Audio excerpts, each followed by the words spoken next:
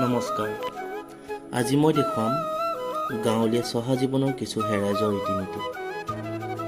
আজিৰ এই একবিংশ শতিকাত বহুতেই গাঁৱত সচকিতে কৰি থকা কিছুমান কাজ বাদেই দিছে। তথাপিতো এতিয়াও যেন সেই পুৰণি নিয়মবোৰ কিছুৱে ধৰিয়ে ৰাখিব চেষ্টা কৰিছে।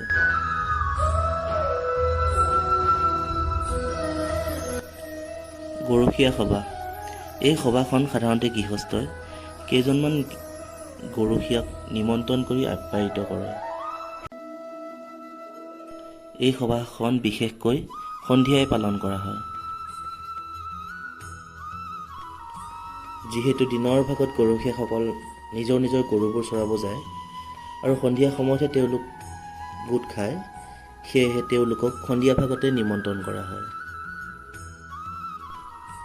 এই সভাত বিশেষকৈ কেঁচা ভোগ, পিঠাগুড়ি আদিৰে আপ্যায়ন কৰোৱা হয়।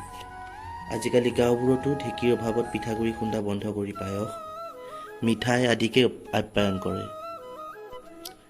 এই সভাবোৰত সাধাৰণতে গৃহস্থই নিজৰ ঘৰত থকা পশুধনবোৰ নিৰোগী হৈ থকাৰ কামনা কৰিয়ে গৰখীয়াসকলৰ পৰা আশীৰ্বাদ লয়। যিহেতু গৰখীয়া সভা, সেয়েহে ইয়াক শৰাই বন্দি ভাগো ভগৱন্তক চিন্তি গোহালি ঘৰতে আগবঢ়াই দিয়া হয়। হিন্দু ধৰ্মৰ মতে গৰুক ভগৱান ৰূপে জ্ঞান কৰা হয়। যিহেতু গৰু ভগৱান শ্ৰীকৃষ্ণৰ লগতে সততে থাকে, সেয়েহে গৰখীয়াসকলক আপ্যায়িত কৰা মানে ভগৱান শ্ৰীকৃষ্ণকো আপ্যায়িত কৰা হয় বুলি ধাৰণা কৰা হয়।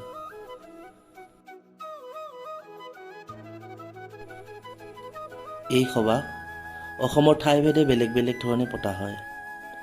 কিছু ঠাইত 12জন গৰখীয়াক নিমন্ত্ৰণ কৰা হয় আৰু কিছু ঠাইত 5জন গৰখীয়াকো নিমন্ত্ৰণ কৰা হয়।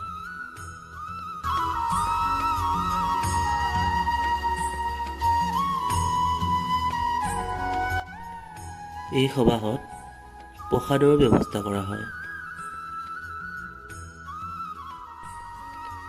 আপ্যায়নৰ শেষত গৰখীয়াসকলক এযোৰকৈ গুৱা পাণ আৰু কেইটিমান সিকি দি তেওঁলোকৰ পৰা আশীৰ্বাদ লোৱা হয় আৰু শেষত তেওঁলোকক বিদায় দিয়া হয়।